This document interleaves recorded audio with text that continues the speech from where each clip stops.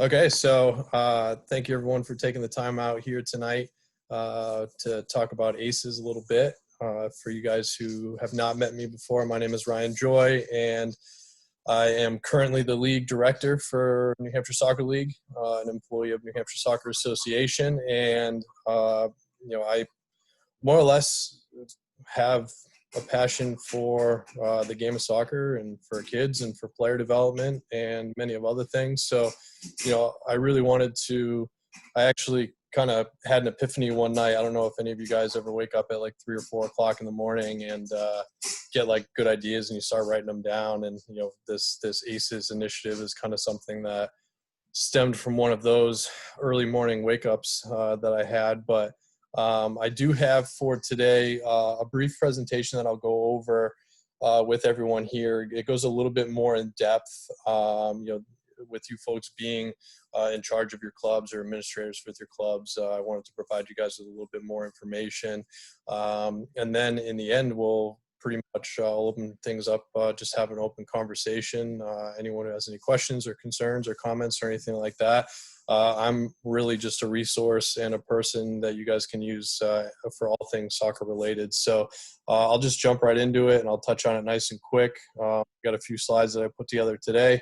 And what we'll do is, just for the sake of time, like I said, I'll go through just a few of these slides here, and then we'll open up the conversation. So if the group remains small, and I'll tell you at this point, I can only see my presentation, so I won't know how many people are actually on this until the presentation is over. But any questions, we'll just save those to the very end. If we remain a small group, I'm okay with all of us just kind of having an open conversation among all of us. If it ends up being like 15, 20, 30 people, we might need to go to the chat bar. But for right now, we'll just go on the assumption that if you had some questions, feel free to put something in the chat bar. I'll answer them in order at the very end. And if anyone wants to actually speak to anything, I wrote what I would like to speak, but you can just say, hey, wave your hand or something like that. And we'll be happy to let you unmute and give us any comments that you have or any feedback as well. So I'll just dive right into it.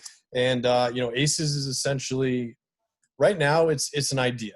And, essentially the idea is to try to establish some sort of infrastructure that puts a focus on player and personal development and absolutely nothing else. As I mentioned at the beginning, I have a true passion for not only player development, but person-to-person development and just human development and those kind of things as well. But since we all have a commonality of having soccer as something that we enjoy, this whole ACES idea really just focuses solely on player and personal development. And I can see this becoming a network of resources that really helps people at all different levels. So, grand scale, this can be helping with state associations, can help with leagues, with clubs, especially clubs that might be under new management or in transition, or you just got named a new president in a club and the people before you didn't leave much behind. We want to help improve those things. Coaching education and resources to help support them, as well as, of course, the players and parents as well. But it's really just a model to focus, again, that key word is development, through the platform that we all are a part of, which is youth sport. Because I really do think, although for right now, this is more focused on New Hampshire Soccer League and soccer specifically in the state of New Hampshire, I do believe that this is a platform that can extend out to other youth sports, but we're not going to go that far deep into it for tonight. But the whole mission is really just to bring sport communities together with the goal of assisting, advising, advancing development of each individual that's involved in the game. You see that picture there on the right side of your screen. I stole that off USU Soccer's website. They have the path for every player. And a lot of people talk about this pathway. And what's the pathway to, for teams? And what's the pathway for players? And often, when they speak of pathway, it coincides with being able to go and play at the absolute highest level. Now, at no point will I ever say, or will you hear me say that that is not also important. But I've also recognized over the years that, that pathway is different for not only each player, but each person involved in the game of youth soccer. So for some clubs, but also for some parents and even for some players, what they are striving for, for their own personal level of highest achievement might very well be just making their middle school team. It may very well be just making their high school team someday or playing varsity. So the pathway really is, or the ACES initiative really wants to also help each person achieve that personal highest level of achievement, no matter what that is. So it's all encompassing, whether it's just that player who wants to get out of rec and be able to make a club team for the first time, or for those who really do want to play at the next level, or the college level, or the professional level and beyond. Um, because in the end, and I'll back up just a hair, we all know, I bet if I blind ask everybody here, why our children like to play soccer. I won't go over this entire thing here. You can read it if you like, but there's many studies out there, and pretty much across the board, the results are always the same. And when children are asked why they play sports, 9 out of 10 say because it's fun. And we all know that, if I asked you guys, that would very likely be the answer that you would give me as well, that our kids want to play because we have fun. But, what is it that makes it fun for those players is what, at least this study that I looked into, they went a little more in depth. And it was things like trying their best, playing well together as a team, being treated well and with respect with the coach. And those are all things that we know are important within our youth leagues and within our soccer league. But we also have to just start from the roots and just know that the reason why our children play this game in the first place is because they want to have fun. And there's studies and studies and studies out there that say that follow that exact same trend. So you will notice at the end, will just point out, winning was number 48 on that entire list. So training with specialized coaches was 66, and there's going to be a little bit of talk about that later. But, again, it's really just being able to be put into a good environment where players can succeed and feel like they're a part of something and have fun, whatever that level of success is, which goes back to the previous slide. But the reason why our players are leaving, and this has been a big talk, I've talked with many people involved in your clubs. A lot of players, in particular on the girls' side, are saying, how do we keep our numbers? Youth sport participation is actually diminishing across all the major sports. But the top answer, and you'll see where I'm going with this, is they're not having fun. And you can see that little chart on the right side. They interviewed, boys and girls, and they were able to give multiple answers to this. But the combination, the thing that stood out to me was combined with not having fun, not getting along with the coach, which is an absolute shame, not getting along with teammates, feeling not good enough, which is a horrible thing to hear. But then also the fear of injury. Boys are actually leaving sport, two-thirds of boys. Those are the reasons why they leave sports, and a little over 55%. Now, I will say the little outlier there is that, girls wanted to focus on other clubs and activities. And I would imagine if that was taken away, it would fall under some of those categories, because some of you might think, wow, that's surprising that the boys' number is higher. But again, it really just ties into that, we need to provide the best environment for these players. I've recognized that coaches and clubs need the resources to help them be able to do that. But also, we also need to understand why players are leaving, and look inwardly often and see what we are doing, as leagues or as states or even as clubs, that is leading people out of the game. Further on that same vein, I will say we're just not helping the cause. And this is going to be a sensitive subject for some and perhaps for many, but it is something that I'm passionate about. We're not really helping our players, and it may be a contributing factor to players leaving as well. We as a whole, us coaches, in general, do not have enough sufficient training. So, if you looked at your clubs and you went across the entire board of every person who is coaching within your club, you know, those categories down below there, how many of them have general safety and injury prevention? How many of them have some sort of sports skills or tactics or certification or coaching modules or classes that they've taken? Basic CPR, concussions, which is huge these days. First aid, those and all that. But you can see cumulatively, it's about 3 out of 10 of all coaches don't have the requisite training needed to effectively coach youth sports. And that ties into the education piece of ACES, which we'll touch on. But these are things that really stood out to me that should cause us to say, "Whoa, hold on a second. We maybe need to start thinking differently on how we're doing things." So just a quick recap on the video. If you didn't get to watch them, it takes about 45 minutes to an hour. Actually, I just got a text. Hold on a sec.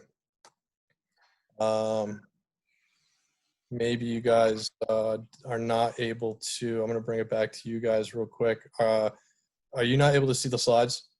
No. Oh, Were you intending to like screen share or something? yeah, I did, and that's No. technology. What I will do, let's see. I'll go here, and I'll click share. And can you guys see this? Yeah, now I can Yeah. see it. Okay, cool. So I won't go over them. I'll just let you look at them real quick. My bad. Thank you to Rusty for sending me that text. As I said, I can't see you guys now. Of course, now I can. So that's probably where I did something wrong. So here's the beginning. Here's our agenda. I talked a little bit about what ACES is, what our mission is. Here's that little picture on the right side. I mentioned that the path for every player, I crossed it out. It's, the path for every person. Why our children play sports. You can see on that top line, 9 out of 10 is because it's fun, and different reasons there. That was a study from George Washington University. And why our players are leaving. Those are the top reasons on the right side there, primarily not having fun, as well as things like not getting along with the coach, teammates, not feeling like they're good enough. So that was what I touched on as well. At least hopefully you guys were able to hear me speak. I had an issue with that with my team the other day, and they were laughing at me. But I've done enough of these. I should have known better. And then here's the requisite categories in terms of the number or the percentage of coaches who actually have sufficient training in youth sport for these categories. So, basic CPR, sports skills and tactics, concussion management, all those things. So that pretty much brings us to where we are right now. So thank you, Rusty. And this is recorded, so hey, it's going to be here forever in history. Everyone makes mistakes. That's okay. We'll just keep rolling. So if you weren't able to see the video, or the videos, I should say, just a quick recap on it. ACES is essentially an acronym, and it's 4 pillars. So it's accountability. And I talk a lot about, trying to go from holding people accountable for their actions to proactive responsibility of people's actions. And so we, in fact, are being accountable for them ourselves, and those that we have control over. And I know control is a strong word, but as a coach, for example, we don't say control meaning you control every aspect of their life, but you're the one who dictates who plays where and, how training sessions are run. So that's kind of what we mean when we talk about control. Communication, as we know, in every aspect of our entire lives is important, and we have to have a clear and concise form of communication, that there's a consistent message that is delivered to everyone who's involved. We need to emphasize the E, which is the education at all levels, and we'll talk about that a little bit more in depth in a bit. And ultimately that support, because so again, after talking with a lot of people, there's multiple coaches in clubs who've said that they wish there was perhaps some more support, and being able to answer questions that they don't have the answers to, or how to transition when they're starting a new club, or even just starting a brand new fresh club. Like, how do I get started? What are the things that we need to do? And I think there can be a better job at providing that support. So what this initiative really is versus what it's not is the words I use is a fundamental shift towards accomplishing an environment that we all really want. And what I mean by that is we all really want to provide the best possible training and playing environment for all of our players. What this isn't is going to be a difficult transition into things that we're not already in support of, which I just mentioned. But what we need is a change of mindset in how we act, how we react, which is important, how we communicate, there's that word again, and ultimately treat each other. This is definitely not some sort of like diminishment of competition. In fact, it's quite the opposite. It's still going to encourage competition, but competition is looked at as competing to train, to play well, to be your best as a team. It's the results that sometimes is falsely tied into what competition really means. And ultimately a refocus on our children. And I'm not pointing fingers. I don't want people to take that as me saying that those of you out there are not focusing on the children. That's why we're all here. I mean, most of the clubs are volunteer based.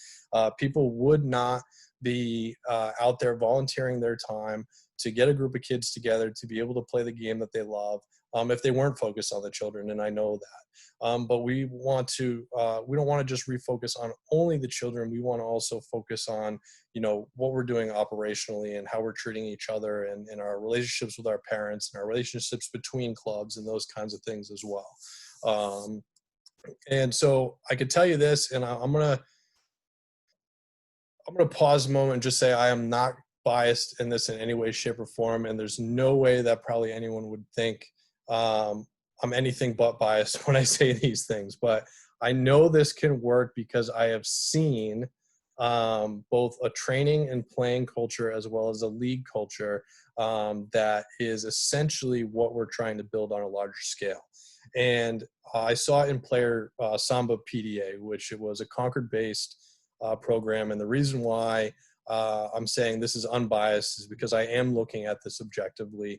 Full transparency, I was one of the major contributors to Samba Player Development Academy, and I was brought in the third year and worked for him for close to 10 years. A guy by the name of Chuck Breton started it, and to me, it was probably one of the best training environments and cultures in the state, and it was really based off of 4 simple ideas, and we'll call them pillars. Heck, the game is the best teacher of them all. And that essentially means that the kids need to play more, especially in training. It's all about getting touches, and more touches. But the last 2 pieces that really made that culture different from many that I've seen at all levels is it was positive reinforcement only. And I mean that 100% of the time it was positive reinforcement only. And failure was actually encouraged and accepted because you can't get better unless you fail. And that's common sense. But often it's something that's overlooked because we spend so much time focusing on the things that we can improve on that we're never giving credit to those things that players are trying to do to get better. And we point out where they fail. And that often leads players to no longer want to, try things, which really is a stigma that our culture has in the United States is we lack creativity. And that's all the way up at the highest level. And partially it's because we're so focused on putting people into this mold, and it takes away from that creativity for our players.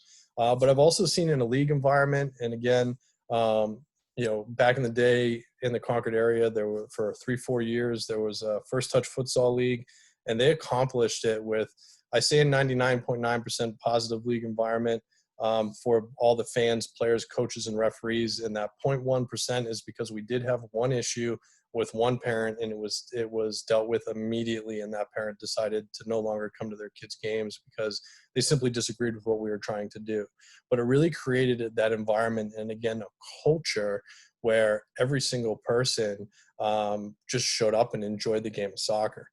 So I know that this can work because I've seen it in very different avenues within the game of soccer.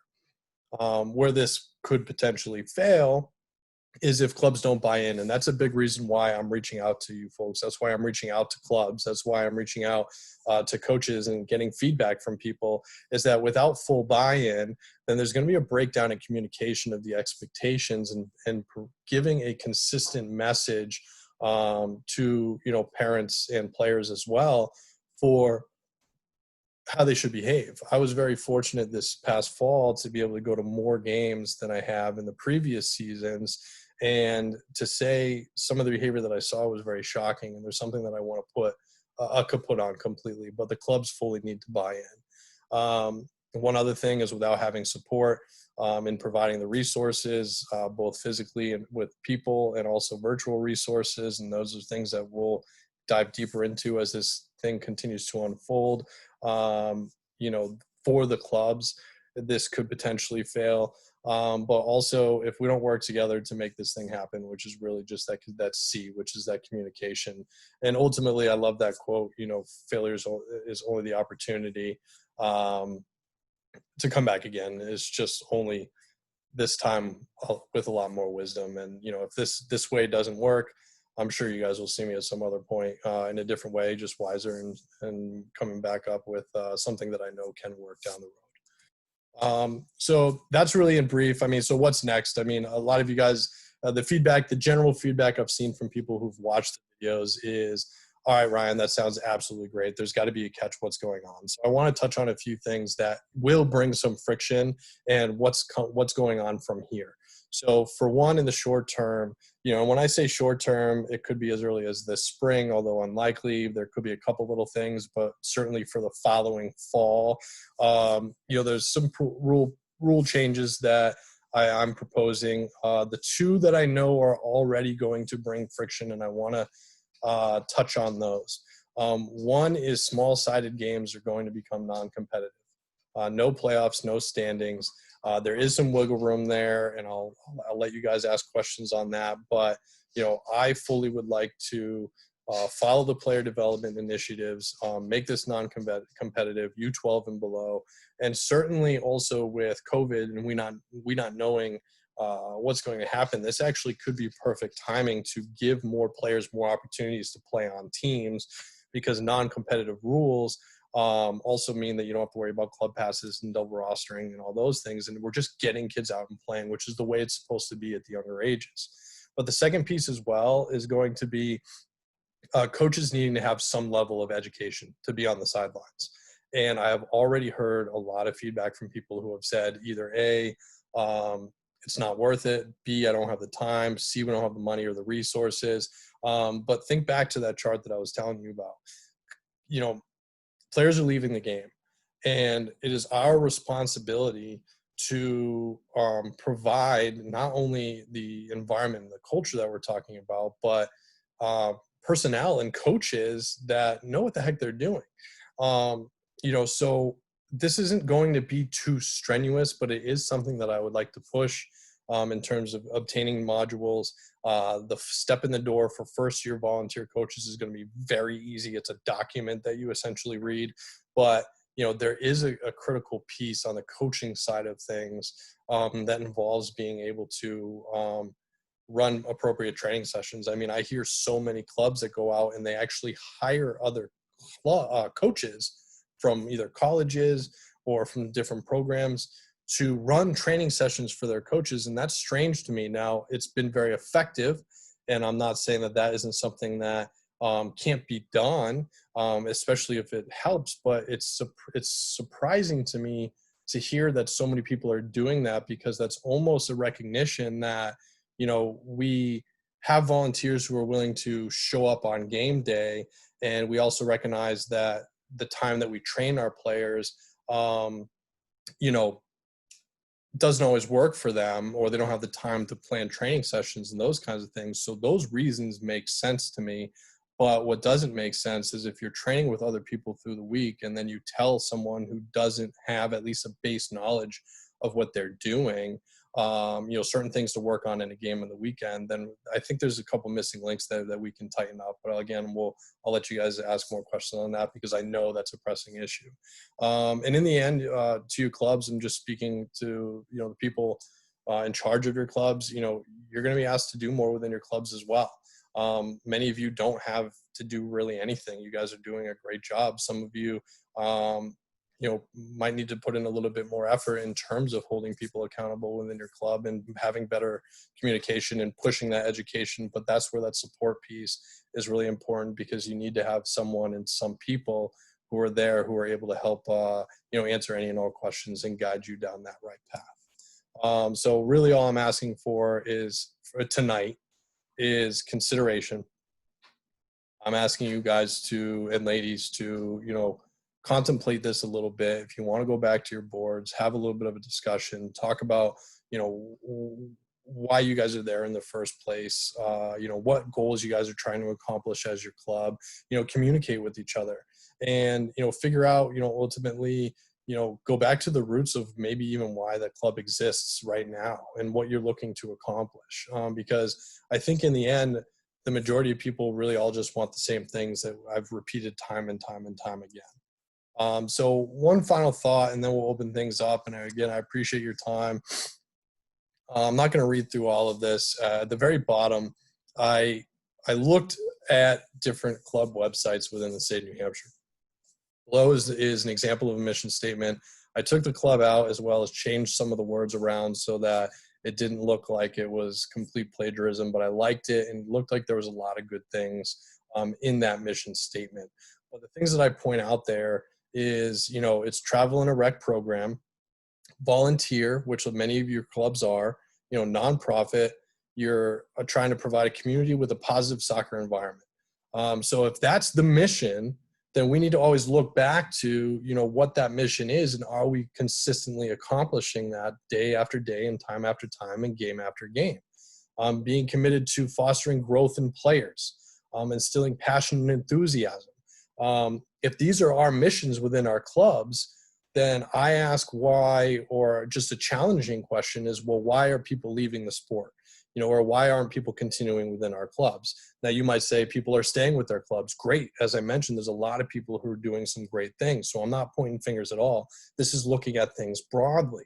But being committed to player development and excellence in all aspects of a player's life is deeper than just the game of soccer. And that's important too. And that's what ACES stresses. But in the end, you know, again, if you do end up wanting to go back to your boards or you do want to set up a conversation with me and your board, I'm happy to do those things. You know, I just want you guys to ask yourself, you know, what is the message that you're delivering to potential customers? And what I mean by that is the customers are, the example I use is if somebody is moving into your area and their kids play soccer and they're looking to join a club, what's the message that you're delivering to those people who are going to your websites or giving you a call or whatever, you know, to entice them to want to come to your club? But then also, are you accomplishing those messages and those core values for the families that are involved in your club on a day-to-day basis? And if there is any disconnect, then that's where those conversations can be had to improve. And I even see where clubs can start helping each other out as well, because we should be in this all together. How can we improve our clubs and use other people as resources if there's things that we just don't know how to connect the dots if per se? So this was an idea I had this morning. Another one of those epiphany things that we had. This is big down the road picture, but I thought this was kind of a cool idea, so I'm just throwing it out there. I don't even know if this is going to become a thing. But, you know, I was thinking, how cool would it be to have the thought that your club is one of the first clubs that are, and I have no idea what to call it. So I have a bunch of examples there, but say an ACES sanctioned club. And it's like, well, what does that mean? Someone goes, ACES sanctioned. What does that mean? I would think it would be so cool that if down the road it becomes a real living thing that people go, oh, like, you know, your ACES endorsed, you know, or certified or whatever word our board ends up deciding to come up with. You know, what does that mean? And I can even see tournaments, you know, only wanting to accept teams that are sanctioned by ACES, you know, because they know that those clubs have gone through the same process as every other club that's going to be there, and it'll help mitigate many of the issues that we even see at tournaments. So that's way down the road. That's a big idea. But again, I love big ideas. Let's look big and start small and work our way from there. So that's really just a little bit more deeper into the brain of me, I guess, when it comes to this initiative. And, you know, I would like to open up this time for any questions. So I'm going to stop sharing this so I can see all you guys and how many people are here. You know, we only have a handful of people here. So I'm cool with us just having an open conversation. I don't think that between the 7 of us that we're going to talk over each other too much. So I know Donnie and Adam and Rusty, you guys have already kind of seen this a little bit in some discussions. So I'll let you add some things in the end if you want. but I would love any or all feedback. You can call me a jerk. Don't swear on here. This is recorded. We're going to post this somewhere. But like, you can say, I hate this. You can tell me I love it. Any questions that you have, I'm completely transparent, open book on these things. And, I'll open it up to Jameson and Sheldon.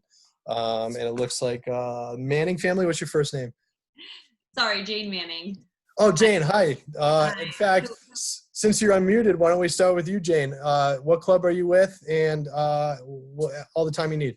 Yeah, so not formally on the board, but Wyndham Soccer, so Jameson. Oh, yeah. But I've been in touch with Chris Burke. We had some experiences this fall season that kind of led me to be a little bit more engaged in trying to foster positive sports culture in our town. And so Chris had recommended, like, hey, why don't you tune into this? And I apologize for being late. I didn't have the link, so I was trying to get it from him. No worries. But anyway, I coached for a few years up until last year, and then for family reasons took a step back. So I got to just be on the sidelines as a fan. Going from coach to fan was very interesting, and I think offered a really big perspective to what was happening on the sidelines, both sidelines, if you will. And one of my concerns, at least in our town, and I'm sure through a lot of other towns in New Hampshire, is I think this is great. I'm all about this, and I'd love to see it come to Wyndham. How do you get the parents on board? Because I feel like maybe it starts with the coaching and the club, but then once we get there, we can be ACES endorsed, but I feel like there's a big push from parents to get your kids competitive so early. And so how do you get that buy-in, and I don't know, just thinking big picture and down the road. And yeah. And that's a very challenging question. Right. And I'll give you at least a couple of my thoughts, and it's also something that about a fundamental shift, and we talk about like changing the mindset. Like, you're absolutely right. That also means that culturally we need to actually change the mindset of the parents, which is very difficult. And a big thing with that actually goes into the communication side of things, right? It's setting those expectations beforehand. It's having parent meetings, be around some sort of club soccer palooza or something that your club puts on, or like I've seen clubs put on like a charity fundraiser thing, and part of that section is actually a meeting that the president of the club or someone steps in and says, hey, this is who we are, this is what we do, these are your expectations. But a big part of that too is I'm seeing that I think a lot of clubs do communicate some level of expectations, right? And a lot of clubs also even do like, parental, like, this is how you'll behave, consent forms and all that stuff. But there's not a lot of follow through, because sometimes it might mean actually needing to, and it's not easy, but finding someone within your club who's willing to. Or I've heard one of the people on my board mentioned a suggestion like having, how every team has a team manager, but even now having a team advocate as well.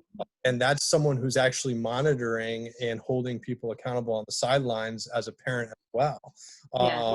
And again, just kind of breaking it down, because sometimes you have to call someone out in front of others, in front of their peers. And you hope that doesn't happen, because most people get it.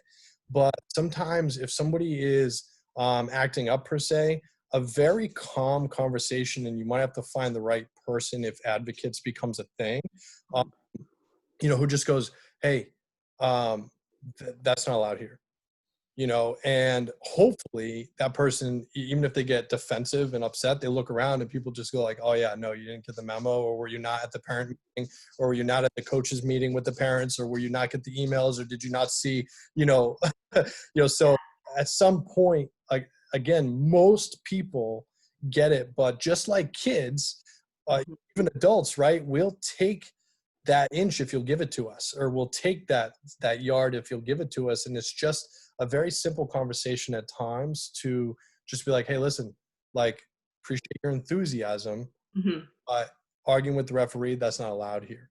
Yeah. Yeah. Just go like, oh, okay, I was about to say something too, but I don't want to do that. So it is also reaffirmation of, it goes into me saying maybe clubs need to do a little bit more. I mean, it might be asking a coach, if this is a path that you go down, of just doing quick little game summaries after each game. I used to do that when I coached club, just say, hey, this is what I saw today. This is what I saw here, and maybe a part of it is like, I also want to think when there's a good moment, positive reinforcement is so powerful. Yeah. And I just want to thank the parents too, because I happened to be at the game today and noticed that all I heard was cheering. You guys were absolutely awesome, and people feed off that. Mm-hmm. Those are a few of my thoughts on that category. It maybe doesn't answer all of your questions, but hopefully that's helpful. And I'll even open that up to anyone else who might have some thoughts on that too. Yeah, no, that's great. I really applaud the effort. And I told Chris Burke, our travel soccer guy, that, my biggest regret in stepping back in coaching is not having an influence over the positive sports culture. And I feel like maybe getting on board with this initiative is a way I can get back into it. So I thank you for starting it up, and I hope it will come to fruition. Absolutely. I appreciate it, Jane. Does anyone else have maybe some thoughts on that question to add to what I talked about? Did you say no competition, no standings, U12 and below?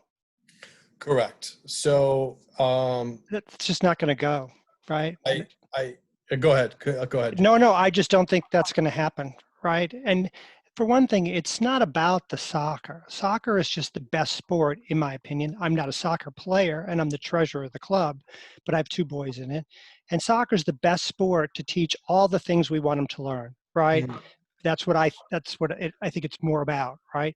And part of that is the competition, that a club can go from lousy and a bad record to, and I've seen it, that over a period of years, they build some camaraderie, they get strong, they go to the Pembroke and they win the championship. That's a feeling that you want to get and you want to instill in them. Without standings, that's never going to come about, right? You're going to give that all up. You're going to say, okay, so now you're U13, now that's all going to start, right? That's what you're proposing. Well, let me ask you that. Yeah. Are you looking at competition as results, or are you looking at competition as the environment that you put your players in training and playing?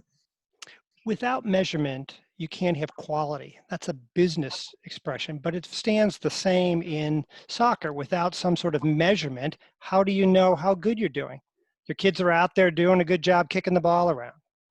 If there's no score, because I've seen the games where there's no score, it's a different feeling. Just like when you have a game where there's no ref. Sometimes you've played games and no ref shows up. The whole game changes completely. I can tell you, so and I agree with you, being a business guy myself, like I understand like measurements, right? And like how do you gauge quality without measurements and those kinds of things. As a coach, I look at measurements a little bit differently. And that is, how well are we evolving as a team, tactfully? How do we, individual players, that player who was so nervous trying to do a step over in the first game of the year, but in the last game of the year finally did it. And I saw it and I call him out and I encourage that among all the other players. That's a measurement to me of development, of growth, as a team. We also all know, and this is a little bit on the side, but like you still keep score, right, of games. So there is still, in a sense, there's standings, right? But just because it doesn't lead to a potential playoff and a trophy, doesn't mean that you also as a coach can't see the development and measurements of individual and team improvement from season to season. So in that same breath, I can tell you, for example, I do with my college team. Our first 15, 20 minutes, if coach isn't out there ready to go and the team's ready to go, they start playing pickup right away. And we used to do that in training, as well when we did development training. Some of the most competitive environments I have ever seen is when you throw a ball out and you tell the kids to organize themselves and you start playing, I've seen more excitement, more growth, more competition, more drive, more fun in those environments than I have in any of those games. Now, in that same breath, some of the most exciting playoffs are the U11 and U12 U11 and U12. But part of that is because there's so much, it's so new to everybody, so you get younger parents and new parents, and this is the first time their son got into. Let's say you went to the Amherst tournament, right? And let's say there's no winners, right? Or there's winners of games, but there's no sort of tournament champions. Does that not change that tournament? Well, then we're looking at tournaments and leagues. So if you want to play in a tournament, that's where teams that want to go and look for something like that. There's nothing wrong with trying to play for a trophy. I just think that there is a point in which it becomes, perhaps there's a shift where results do matter. And I think that at younger ages, it shouldn't. But at the same, but your proposal, if that's a part of your proposal, it's going to be a non-starter in many clubs, including ours. mm-hmm. So we're not going to listen to any of the rest of the stuff, because you're going to start out by saying there's not going to be any standings anymore for U12 and below, and everybody's going to say, where else can we go? Yep. And one thing that I make a point on, or two things I'll say to that, is number one is that is not set in stone. That is something that and I also knew that that is going to be a topic that is going to bring the most friction. But number two is, I've mentioned this a few times, and I'll say it here again, this could be something that isn't for everyone. And I would be the first to help people find them an environment that they think is best going to fit their club, if this would not end up being an environment that they think is going to help them, because I just want to help you, do what you think is best for your club. But I do recognize that that is going to be a huge topic of conversation. So I hear you loud and clear. Yeah, and you should come down and spend some time with our club, because not much of what you say matches up to what we do. The coaches change every year. We have professional coaches. They come in, they coach different deals. Sometimes we teams share coaches. We got Brits coming in. We've got we use lots of different people for coaches, and the goal is to move all the players up. But they teach them those, they teach them life skills. I don't think they're looking at the teams like you do with the better improvement in the skills. I have no idea exactly what's in their heads. I'm not a coach, but it doesn't sound like anything that I have seen. And I watch 100 games a year, 100 kid games a year. So you don't know if the coaches are considering individual player growth? Yeah, I don't know. I don't know. So I can definitely speak to that, because I was a Wyndham coach for. Yeah, but you weren't a South Central coach, for example, right? So you weren't the U13, U14, U15 coaches, right? That's so very a different. Yeah. That's the age that we would start competing, and that's where you are talking about. So it would be very different than the ages that I did coach, which is what I think this initiative is all about. So you're saying the fact that you were watching your kids every year. Were you using the challenger coaches? Yeah, so I worked really closely with Adam Marsden, our challenger coach, for a great guy. For two years in a row. And we would we got very into how our players were doing individually. So yeah, I'm sure, but again, it was about the competition. I don't know if that's across the board, but I think there are coaches out there, even within our club, that do look at that. And I don't know about the rest of you all. I don't know where you stand on coaches. I only know Don here, but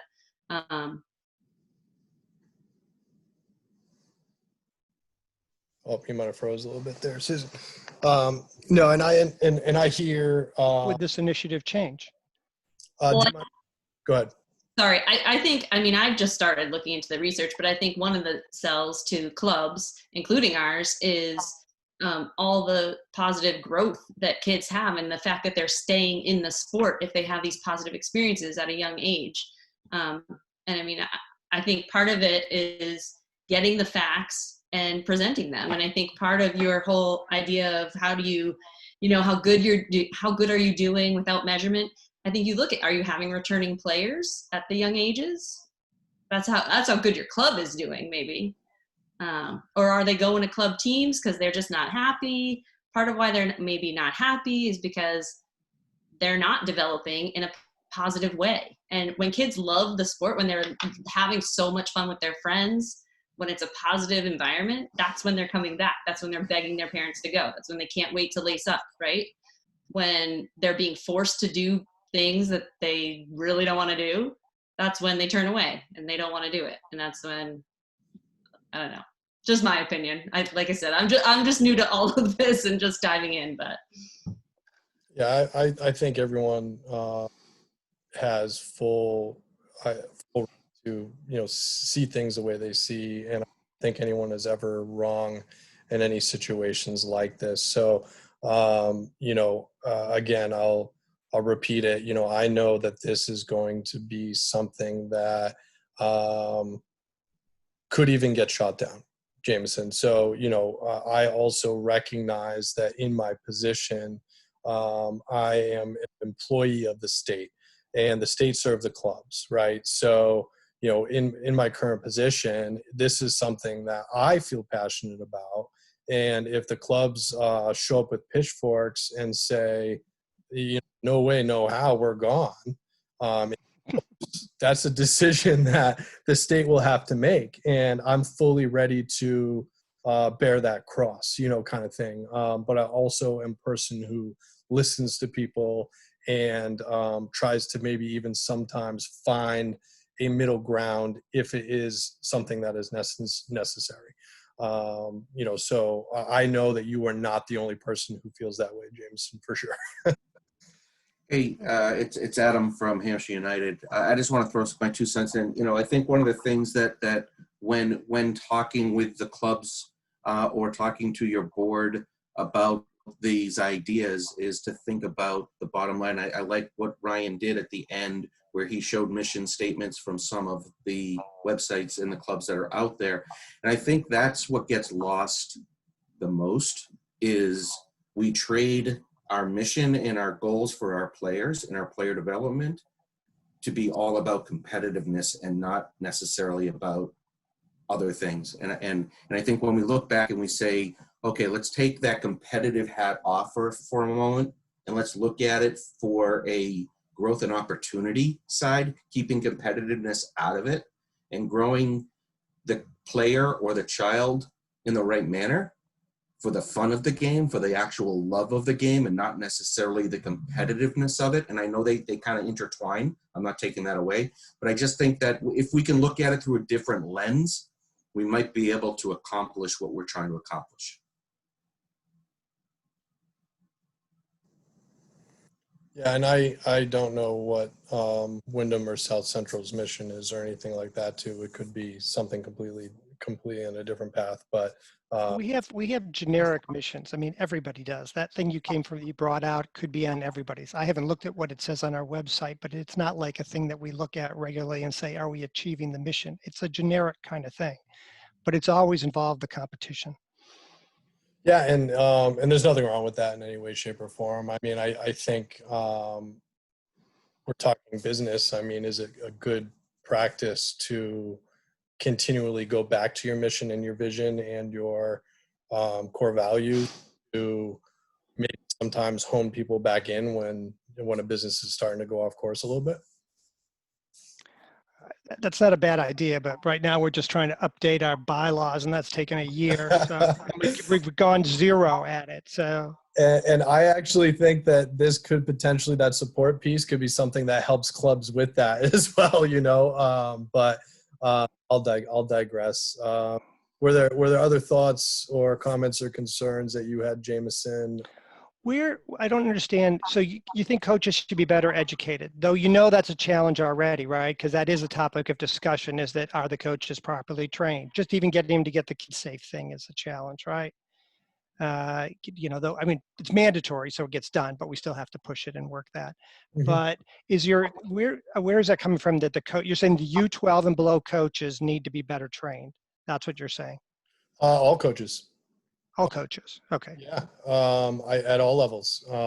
And I think at its base, each coach should have a minimum and this is at a big minimum, the modules, the certifications at the age that they're coaching at. So if you're a 9v9 coach, you should have at a minimum finished the 9v9 module that US Soccer provides. If That's not a requirement now. you know what, it's in our policies. It has not been followed up on. It's not been enforced. It has not. That's not correct. my That's area. the right word. Yeah. Because one of the things where you're saying about inappropriate behavior is I've certainly witnessed inappropriate behavior, not from Wyndham, and I'm not just saying that because I'm a homer, but that that it seems to be more tolerated in other towns. But we've supposedly reported coaches, but there's never been any follow-up or never been any uh, feedback as to when anything ever happened. So if the organization is going to get serious about saying this is the way it's going to be, then it has to have some enforcement mechanism and communication mechanism. Okay, you filed a complaint. Here's what we did. Here's what the results of it were, right? Otherwise, there's no incentive. You might as well just say, that's that big jerk from Nashua, and everybody hates him. And what are we going to do, right? Oh, there he is again. Yep. You know? And that's, you are so right. And I have said that explicitly to the board, the state board as well. You know, that's the support piece as well as the accountability piece, right? So you are absolutely spot on. And that is a responsibility perhaps of myself or of the institute, like the board itself or staff or whoever that is. There needs to be a follow through with that, because you are absolutely correct. And I can tell you that one of the games that I did go to this fall involved the Wyndham team, and that coach, she was fantastic. In fact, I spoke to her after the game. So from the one Wyndham game I saw other than playoffs in the regular season, I can vouch that she was absolutely great on the sidelines. So, but you are making, I hope, a point that, or I'll put it this way: that point is being heard loud and clear, and that is a big piece that needs to get figured out. And if it ends up needing to be my responsibility, and I'm going to like 10 games a weekend or something, then you know, maybe I need to hire an assistant or something to help out. But yes, I agree with you 100% on that point. Right. Well, we set the tone with the club, so the club won't tolerate any of that amongst the spectators, the parents, or amongst the coaches. So that's part of that. But I'm not sure everyone else feels that same way. Yeah, and you might even be someone that we want to end up talking to and using as a resource to help other clubs with some of the things that you've put in place as well. Because I want to repeat that I don't believe this is a completely broken system, right? Like, you know, we were one of the few leagues in the entire country that was able to play during COVID this past fall, and I think that's an incredible accomplishment, and I applaud everyone's efforts this past fall. You know, but I just think that if we're not striving to consistently improve, then at some point we miss the things that we should have been doing. I agree with that. Sheldon, 2 cents. You came on unmuted and muted a couple of times. I'd love to get some feedback from you. Yeah, well, I guess so. A couple things. First off, I'd propose moving the playoffs to start at U12, not U11, just to give them that 1 year at that 9v9 level to kind of get things figured out. Mhm. And then also that kind of lines up with when they start playing or potentially play middle school soccer, where Mhm. things get a little bit more competitive. But at those younger age groups where we'll say there isn't playoffs, the game should still be scored, and those scores should still be kept somewhere, because I also think one of our bigger issues is we should really try, and this has been talked about for several years, but some sort of a legitimate relegation and promotion system Yes. to and that kind of comes into your the competition part of it. So like if teams are doing well, they should be incentivized to play other teams that are doing well as well, or also, and not just hang out in the third division or whatever and win their games and move on each year and just, you know, sandbag more or less. You know, there should be some incentive to want to play at a higher level. if that team is in that situation. Like if they're a Division III style team or level team, and that's where they stay because that's where their best fit is, there's nothing wrong with that either. But there should be, if you're in one of those good teams, or I shouldn't say good even, but one of those, I would almost say lucky teams that actually develops well. And you get a group of girls or boys that start at 8 years old, and now they're 11 or 12, and they've been playing together for a few years, and they've gelled. Well, now they should be able to compete at a higher level, and that progression should be tracked so that they can successfully move. And they're also not being they shouldn't also feel like, well, we don't want to move up because teams X, Y, and Z aren't also moving up. So, and those are the teams that we play, we do well with, we have competitive matches with. But if they're not going to move up, then why shouldn't we? That I can certainly see that too. But and I have no idea, how to instill one of these put this in motion. But I think it might be part of our bigger picture with our competition and how to keep everybody happy, but still have a measuring stick, so to speak. But definitely, I know a few years back we moved from lower levels. I think it was even U8. They even had playoffs at one point several years ago. Then we moved up to 11, and I thought that was a good step too. But yeah, it's just my 2 cents. And then we need to spread a rumor that lacrosse is a dangerous sport. That would be number one to inflame our numbers. Well, I guess I'll speak personally. I had my son played lacrosse for a bit. Actually, he was a big multi-sport athlete. Played a lot of different sports when he was younger. Now he's a junior in high school, and he's settled in on soccer. But for a while, he played lacrosse, and he really, really enjoyed it. But it wasn't his passion. And I think there's nothing wrong with a lot of kids, and we should actually encourage a lot of kids to play multiple sports. As a coach, I also see deficiencies in some of my players, even at a higher level, because they haven't had experience with other sports when they were younger. And when I say younger, I would say U13 and below. Like I used to oftentimes like, hey, when you're playing basketball, this is how you defend, right? And they're all looking at me with blank stares. They have no idea what I'm talking about. And I'm by no means a big basketball guy, but you can pick and choose, and you can use other sports to reach out to players as examples, and they've never played it.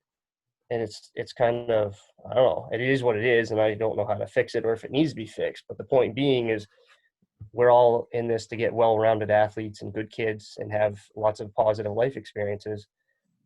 But they're dedicating themselves to one sport at 8. I think I don't think it's beneficial in the big picture. But Our that's a biggest discussion for another day, I guess. Our biggest demographic challenge is that, so we have a rec program as well, of course, is that the base of the pyramid doesn't stay fat enough long enough. So we need to arrive at U13 with 16 girls, and we can't. So we have with the U13 team, no, U14 and U15, I think. I don't know. I'd have to look it up. But we have to mix them up because we just don't have enough girls, and we can't get them to stick in the lower programs. So that's not an issue for this, but I think all of us are going to face, just because New Hampshire is not a state that's overflowing with kids, and Wyndham is blessed with a lot of kids, and we're a growing town, but still, even for us, it's challenging to get enough kids to make, we need the right number of kids at the right ages to make up the teams. And that's a challenge when you talk about the relegation, is the fact that it's a big jump to go from a Division III team to a Division 1/2 team, right? They're going to get stomped a few times, right? And that's no fun for anyone, right? Oh, I have firsthand experience with that. I took what were they at that time? I think they were U9 boys. So we were a co-ed team. Yeah, so we were a co-ed team at U9. We went to U10, and we picked up a few more players. Oh, and when I speak of, I'm from Candia, Candia FC, and we don't have enough kids in our town to field a team. We actually have players from our town, Deerfield, Auburn, Chester. So yeah, we're just a little club, and the only way we survive is by inviting in players from surrounding towns and word of mouth. But anyway, so where I'm back up a little bit. So yeah, so I took that, I had that U9 team, and we did fairly well. I think we were like 500, with our games. And this is the scores aren't kept. I just kept mental. I wrote the scores down myself as a measuring stick. So I'm like, all right, we're 500 at U9. And we were in Division 3. And the core of that team was all the same. Now we had enough to split them into a boys and a girls team that moved to U10. I'm like, all right, we're going to go D2. I'm like, we're moving up. There's no reason if we were 500 Division 3, there's no reason we should stay here. We should move up. And like you said, it was a huge jump, and we got pumped. A good game as far as like score goes was like 6-1. And I was amazed. I was like, holy smokes, it's huge. And some of these teams could have easily, if the numbers worked out, we could have had a good level 3, a good Division 2, and a good Division 1 group of teams. But everybody's so hesitant to go to Division 1 because they're like, wow, we're just a little town program. Why do we deserve to be D1? And I get it. But if we were able to track the scores all the way through from when they were first started, maybe we could help, help people not be, and teams not be so hesitant to make that move out of the bottom. Because I'm sure Ryan and Rusty, you've seen the teams over the years. You get Division 3 that's, you get 20 teams that want to play at that level, but you got 2 that want to play at Division 1. So the Division 1 teams are like, well, what are we going to do? And, and there's no easy fix. And I'm not saying there is. I'm just saying if somehow we can make it so you don't have to stay at D3 to have a good time. Like, you should be able to move up, and then we'll still be competitive. Yes, there's going to be winners and losers, so to speak, but it should hopefully fill things out better. That's my rate. Hey, let me ask on Sheldon's point, what would everyone's thoughts be if we, following U.S. soccer player initiatives as well as Ryan's, ACES initiative model here, what if we offered competitive, let's just say playoffs and finals at a Division 1 level, and kept everything else below Division 3 and 2, more or less developmental, no playoffs. I'm not going to say not competitive because I've seen recreational games more competitive than any of our league Division 1 games. So it's all competitive in retrospect. However, what are your thoughts on that? Getting the better teams to compete in a Division 1 for the T-shirt and the trophy at the end of the season. Rusty, can I chime in on that? I don't know if you guys can hear me. Yeah, we hear you, Donnie. Yeah, go right in. I guess I'd like to provide a lot of feedback and answers on that just based on my experience this fall. But Jane, if I may ask you a question. Yeah. You were at my U11 girls team had a wonderful season, and we played Wyndham in the finals. And U11 girls D1, and you, I think you were at the game. Sure. I think we crossed paths there, but how would you feel if our 2 girls teams didn't get an opportunity to play that game at that level with, a trophy and a T-shirt on the line, but in a championship environment game? I thought it was a fantastic atmosphere, and I would just feel like at that Division 1 level, I'd be kind of disappointed if we would have denied our girls an opportunity to play in that game. But that's my opinion. I don't know if you share that on the day. I think you're right. It was a fantastic game, a great experience. I think it was a lot of fun, very competitive. The teams were well matched, so it was a good, positive experience for them. I will tell you, 2 games prior to that, before our Wyndham team knew that they were in the playoffs, the coach thought they hadn't made the playoffs. So she told the girls, I'm really sorry, guys. I don't think we're going to make the playoffs. And my daughter came home. She's like, I didn't even know there were playoffs. She had no idea that there were playoffs. She's just living her happy U11 life, So I think when you introduce the playoff concept and the tournaments or whatever it is, that final game, then yeah, that now it's in their head and now they want to win, sure. And it can be a positive experience. I don't necessarily think it was a bad experience, but I don't think it's a have to have experience at U11 either. That Okay, well, answers all your right, question. I appreciate it. No, Rossi, to answer your question, I just my own personal feeling. I agree more in line with what the direction you're going there.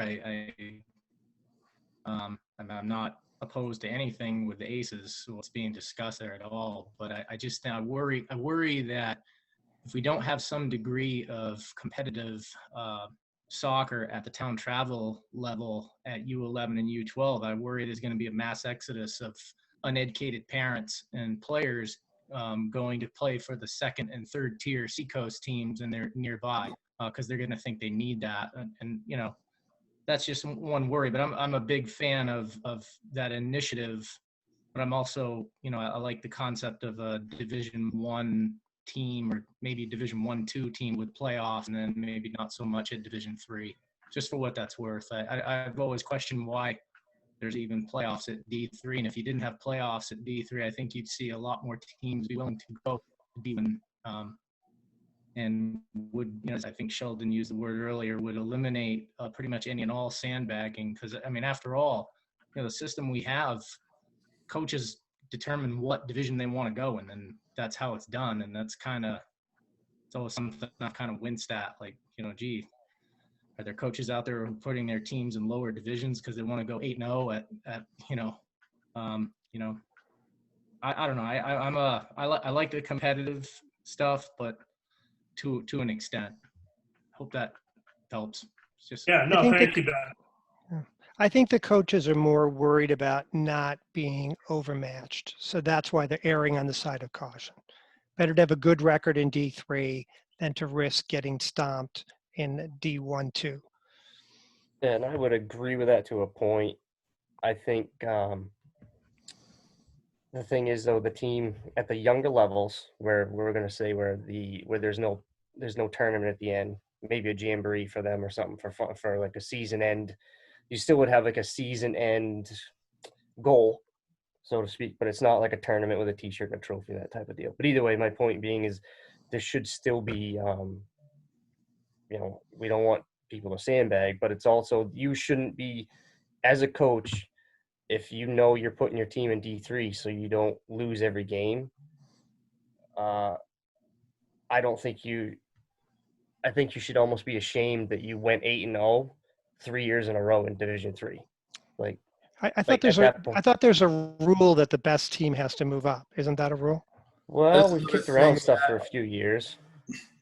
Yeah, go Yeah, I ahead. mean, that's another thing that, in my opinion, needs to be implemented better, and I take full responsibility for that. I will counter that by saying this fall, if you looked at all the tables in all the divisions, the parity was actually fantastic, other than a handful of teams. So I was very pleased with where people ended up, but there has not been enough of like, you know, you were one of the top two, you just move up and this is how it is. You know? And of course, this fall was a little bit different. We started trying to implement some of these things already. And you got people who are like, we're just trying to field a team and we don't even know who the heck's going to show up. And that's all absolutely fine. And I was just like, I just want to get kids out there and play. But yes, long term, that is another thing, as well as the coaching things that we say there is a relegation and a promotion.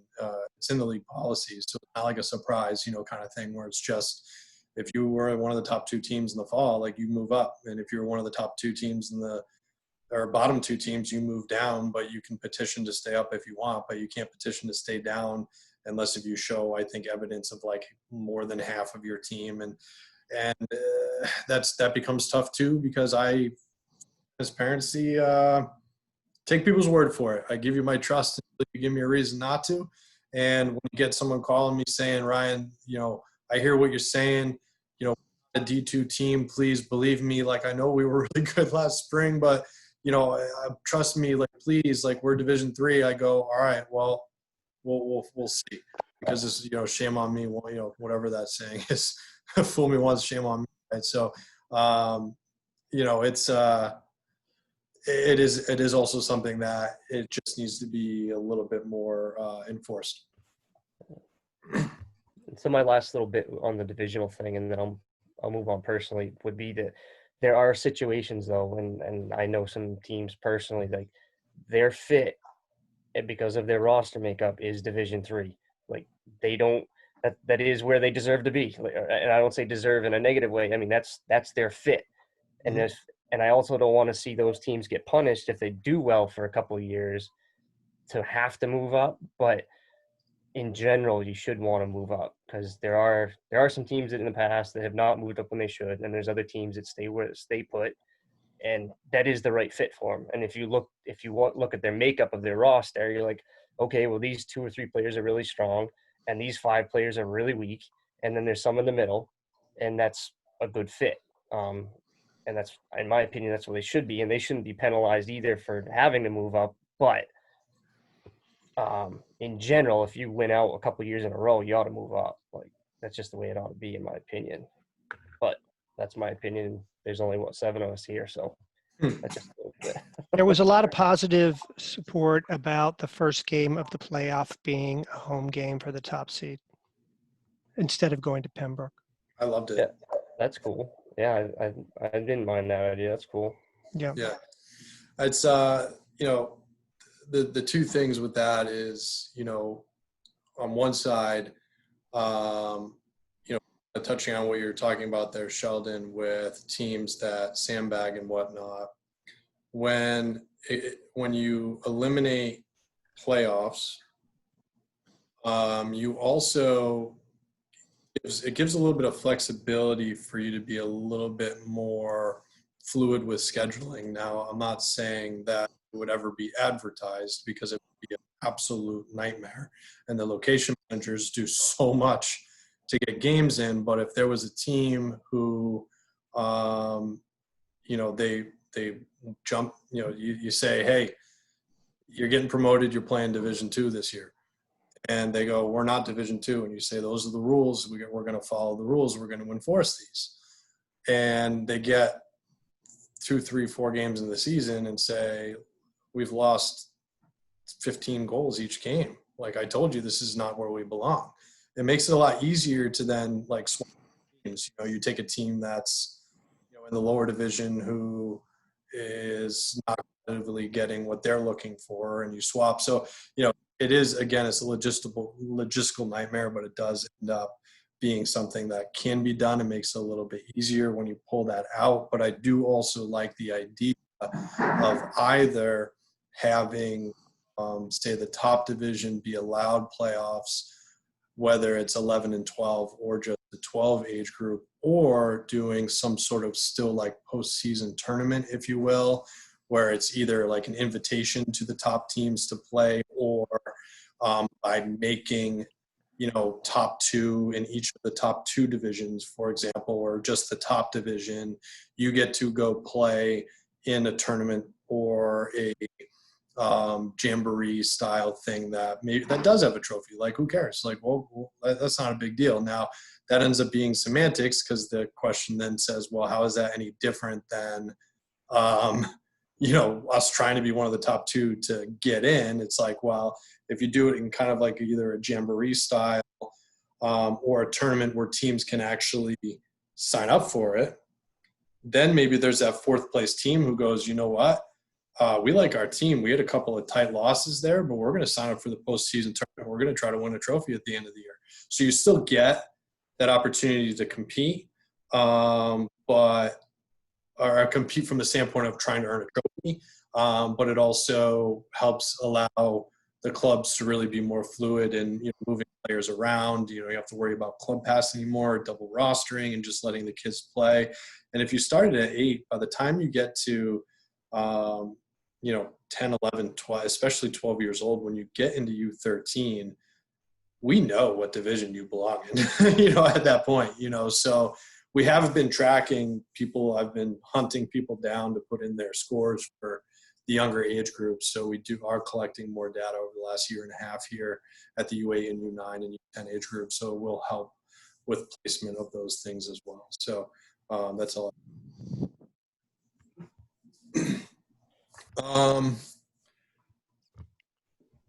Great conversation. You guys, I like small, intimate groups. As I don't know how to take this. We thought, will there be 50 people on, or will there be 5 people on? And but I do think that definitely some of the things that you folks have voiced. I've now probably spoken to, including the LOC on this. Probably like including your clubs now, like 15 to 20 clubs. That makes up probably 1/3, if not a half, of the overall number of clubs that we have in this league. So I'm seeing repeating feedback or repetitive feedback on these topics. So it's all very, very helpful. And I don't claim to ever get everything right. So I actually ask for people's feedback because everyone's ideas and ultimate buy-in one way or another, it's not going to be completely effective. So I guess I'll do this. Was there anything, I'll just start at the bottom of my screen, was there anything else, Jane, that you had before we kind of start closing out here? No, again, I really feel passionately about creating positive sports culture for youth sports in the world, never mind in Windham, New Hampshire. So I'm excited about getting involved with it. I do want to echo, Don mentioned, if we didn't have the playoffs or the competition, that there would be a mass exodus to Seacoast or somewhere that's going to offer all that. That is concerning, yeah. And that's part of why I asked about parents, because I think that's what, I think changing that culture is a much bigger part of this than we might imagine. Yeah. I really like your idea about doing a soccer event for the town, and then, a side piece being parent meeting and just getting a little bit more involvement. Because I know as a parent, and even having been involved, I scroll through those, all the agreements and like, yeah, I just need to register my kid. I'm going to click that. Yes.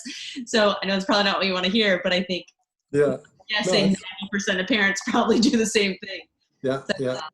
Again, I think it's a great effort. I think there's a lot of room for growth in the program, and I'm excited to get involved. Yeah. So thanks for having me. I appreciate it. Sheldon, any last thoughts, comments, concerns? I guess my last little bit would be really trying to do our best to, I guess, lack of a better term, sell coaching education. Mm-hmm. I would have not gotten to where I am today without it. I credit everything that I've done to this point from taking all the USSF courses. That's where I got all my education, because I was not a soccer player. Soccer was like barely a thing where I grew up. It was baseball and basketball and hockey. But when I moved to where I live now, soccer was big. And so I'm like, all right, well, that's what we do around here. So I'm going to figure out how this works. So anyways, I think somehow we need to, yes, it's technically mandated that coaches are supposed to have a certain level of education or certification for whatever age group they're involved with. But that doesn't really have any teeth as far as, year after year, guys will be like, oh, or girls will be like, oh, I can't make that event. Oh, you only offer it 2 weekends a summer. And like, I get it. We're all busy. But I also question, if you can't carve out, especially now with things being online and the new grassroots courses, if you can't carve out 4 hours to take a certification course, then just how dedicated are you to becoming a coach? Mm. Like, and that's kind of how I would put it a little bit. Like, if you can't give me 4 hours to take your 9v9 certification course that Jeff Cousino has worked so hard to put together and get instructors to run it, like, and find a facility to run it at. And I know a lot of clubs have availability to host a course. But my point still is, if you can't take those 4 hours to go take your course, but yet you can be there 2 or 3 nights a week for an hour and a half each time, and you can be at games Saturday and Sunday without any trouble, and apparently, why can't you do this? Like, I just don't get it. Like, so that's the negative part of it on my opinion, on my end. So my desire would be some way to promote coaching education to be a really important thing and to help the growth of all this, because I really believe that if the coaches get on board with our initiative of trying to reduce referee abuse, presenting a positive training environment, an age appropriate training environment to better our player development, I mean, that starting right there would help them curb any issues on the other side of the sideline, because they would be holding themselves to a level expectation of behavior that they would then easily be able to communicate with their parents. Like, look, you don't see me going all crazy on the ref. I have a conversation with him or her, but that's it. So there's no reason for you to get all irate on your side and yell and scream, because that does nobody any good. So again, I don't know how we do that, but I think that would go a long way if we could get more coaches educated and on board with how they need to act on game day. Well, I would, if I were a club admin, I would call up that coach who didn't finish the module yet.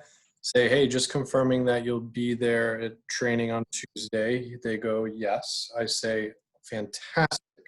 I'm going to help you out. I will be taking over your training session. Let the families know. They're going to be really excited. They get to work with Coach Joy on Tuesday.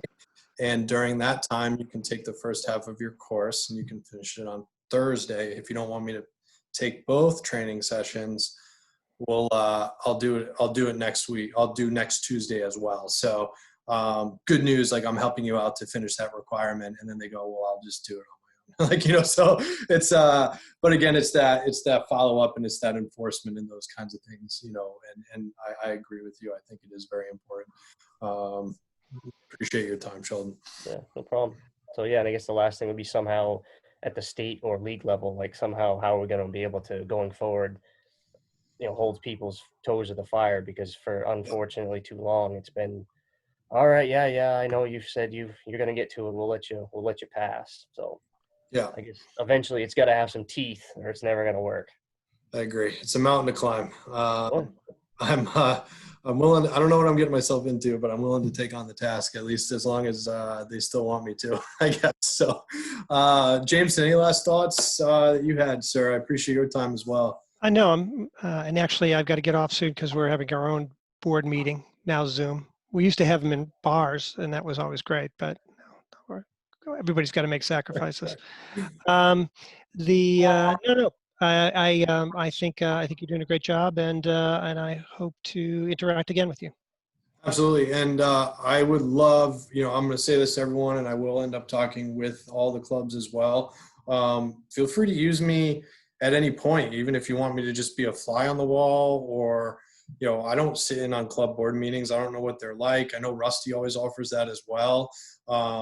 He's done that in the past. If there's questions or concerns or just wanted to throw something by me, or shoot me an email, I'll give you my cell number. I'm available 24/7. So if you were interested, I'll pitch tonight that we could invite you to a board meeting and you could listen in or talk or do whatever you want to do, because it's Zoom now, so it's pretty easy.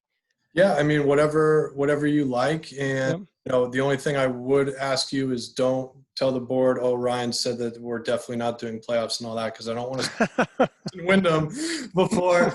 Because even if that is to occur, that wouldn't even happen this spring, right? So yeah. It needs to be a gradual increase. Say it went to that fully, right? There needs to be a lot of things in place before it even gets to that, because again, it has to take buy-in, and that's going to take time. That's going to take resources. That's going to take communication, and that's going to take an understanding. And in particular, I got heartburn when Jane said we would, or it might have been Donnie that said it. We're going to have people that just end up wanting to go to second and third tier teams, and everyone's going to leave because they're also uneducated.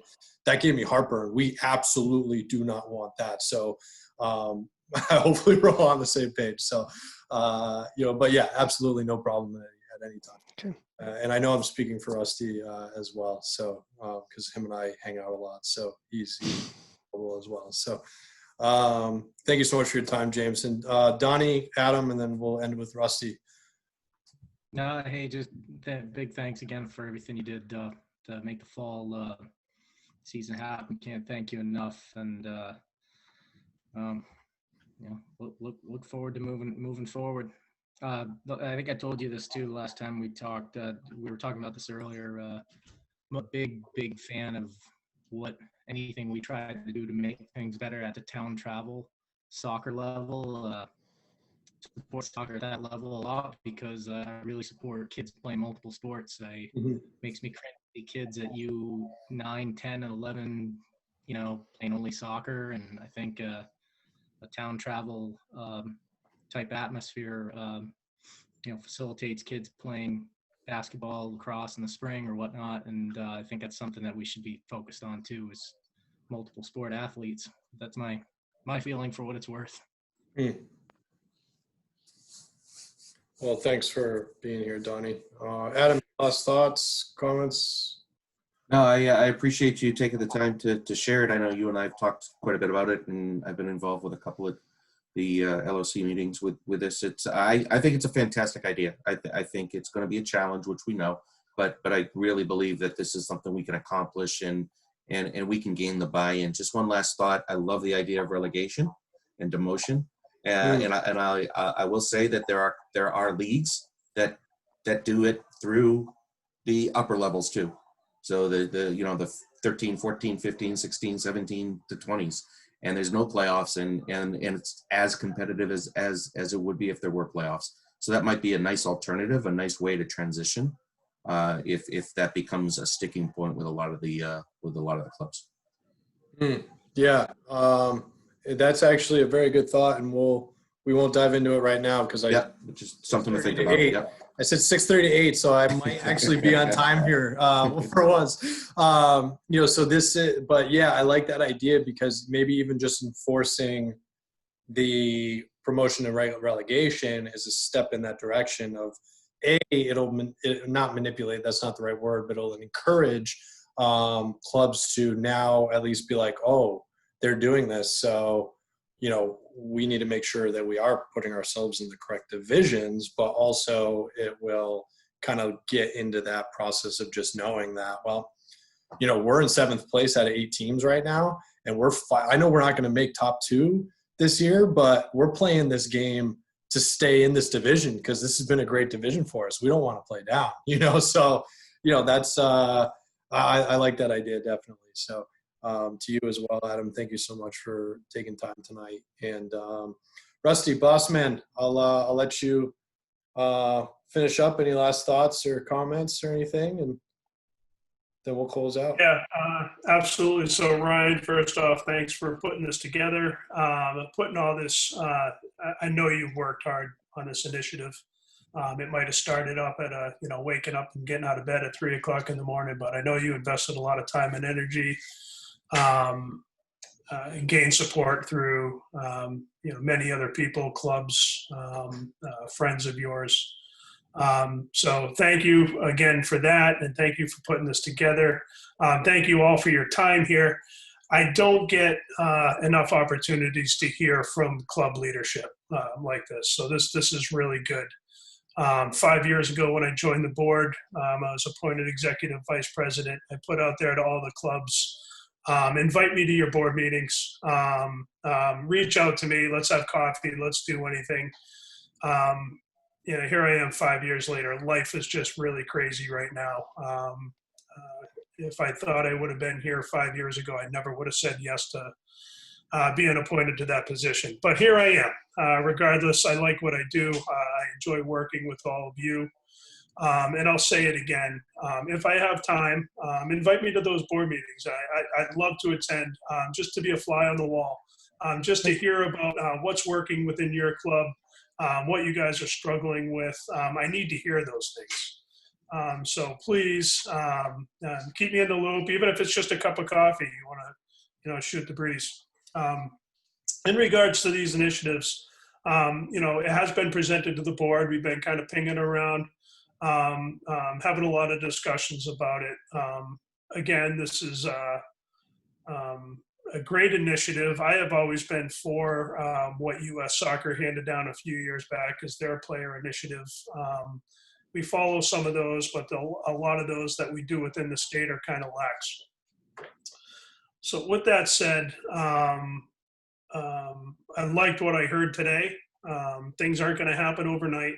We do have to change the culture here in New Hampshire, and I think we've gotten off to a great start. We started a campaign a couple of years ago on sideline behavior, and I think it's paid off. I think we're getting far less complaints. A lot of the complaints we've been getting in more recent seasons really come from the coaching, and this is where from my perspective, I see these initiatives really coming into play with changing this culture. And it starts with education and the competitive aspect as well. So Just there you I'm having a hard time with my mute button here. When coaches feel the need that they have to win to get to those last few games, we just see, from my seat and Ryan's seat as well, a lot of funny stuff happen between coaches, players being illegally rostered. And again, player passes. So yes, we made it to the playoffs. So, sorry, Steve, Jeff, Jack, and John, but you're going to have to take a bench seat. We're going to club pass these players up because, we made it to the finals now, and now we're in the big game. These are things within our culture that I'd like to change, especially at the younger age groups. With that said, I do see the need to, keep things competitive. I myself, as a coach, love to be in those environments. I coach a U12 team now. I love that environment too. So it's kind of a love-hate thing with me. More importantly, a couple of things that kept getting thrown around, multi-sport athletes, and I am 100% for multi-sport athletes. Yeah. But what we are faced with, what's on our shoulders here as a state association and all of us is the game of soccer. What we want to do is make soccer the preemptive sport in the United States and the preemptive sport in New Hampshire. And what that means to me is, yes, we want these kids going out and playing baseball in the spring. We want them playing basketball in the winter. But when their time comes and the game is done, I'd like to see these players become soccer coaches. I'd like to see these players possibly become soccer referees. I'd like to see these players, have children and get them involved in the game of soccer. And more importantly, create soccer fans so that when we're all fat and old, we can still support our national teams and support the game of soccer for what it is. And that all involves us all in changing this culture, right? So last thing I want to see is little Johnny quit the team because he got benched because, Steven was called up to play in the final game. These are the cultures that I think I want to see change. And I think we all want to see that change. We want to develop, soccer fans for life. This is what our goal is here. So again, I thank you all for your time. It was really great listening to you all. A little plug, our AGM's coming up this year. If you hadn't known, we're a month early. It's the beginning of February. We're in the process of putting that all out. So keep an eye out on your emails. Obviously, we'll be doing it virtually this year. We'll be voting virtually, which will be new and exciting and probably a big mess. So be prepared. Thank you all.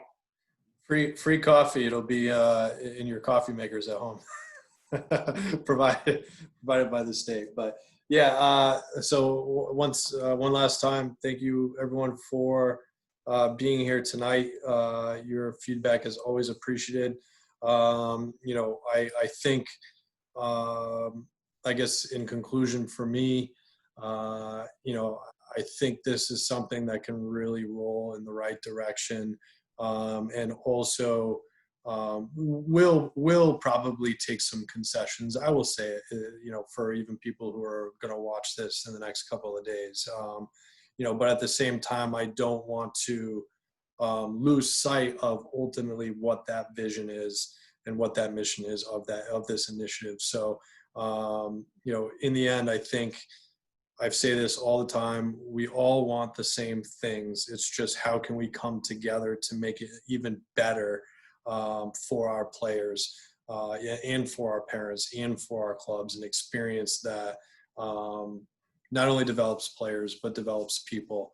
And that's big as well. So I'm going to continue to share that passion, and, we'll continue to fight to try to, do what I think in my heart of hearts is right. And as I've mentioned to Jameson, I'll say it to everyone else as well, use me even just to pick my brain. I had someone call me the other day saying, hey, I'd love to come watch you when you go recruiting for a player and just pick your brain on what you're looking at, because I want to get better at evaluating players.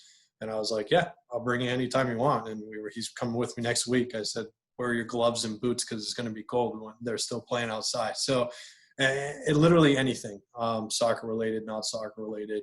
I feel like I'm put on this earth to try to help people, and that's what I'm passionate about. So I'll leave it at that, and I'll let you guys take off, and feel free to follow up with me at any time. So thank you, and we'll be in touch again soon.